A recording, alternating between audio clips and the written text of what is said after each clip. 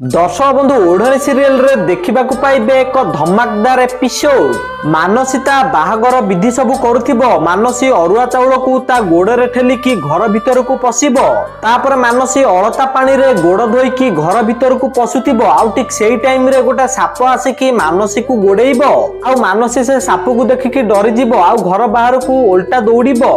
तापर मानसी भाबिबो जे ज्योति से साप को आनिकी घर भीतर छाड़ी सेथिपाई मानसी ज्योति को जाइकी कहबो सबुदिन भली एथरिक भी तुम विधि को नष्ट करबा पई चाली आसीचु हेले एथरिक मो विधि पूरा हबो। मानसी एमिति कहिले ज्योति कहिबे हबो नुआ अपा हेई सारिची। ज्योति एमिति कहिकी कहिबे मा ठाकुराणी आपण निजे देखंतु।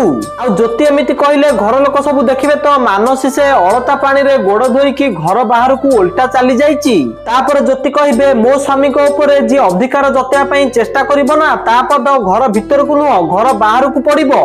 तो दर्शक बंधु आपण मानको कोन लागुची ज्योति जे पर्यंत ए घरे अछंती कोन मानसिता प्लान रे सफल हेई परिबो कि आपनको मतामत कोन हमकु कमेंट माध्यम रे जणांतु। आ ओढ़णी सीरियल रो टिक पिक अपडेट सर्वप्रथम जानिबा पई वीडियो गोटे लाइक करी चैनल को सब्सक्राइब कर दियंतु।